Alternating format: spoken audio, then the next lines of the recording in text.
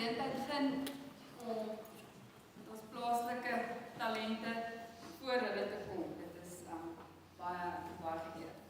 Ek sê baie dankie vir Petra, wat saam met my die stukkie verhoog deel en bereid is om my te begelei.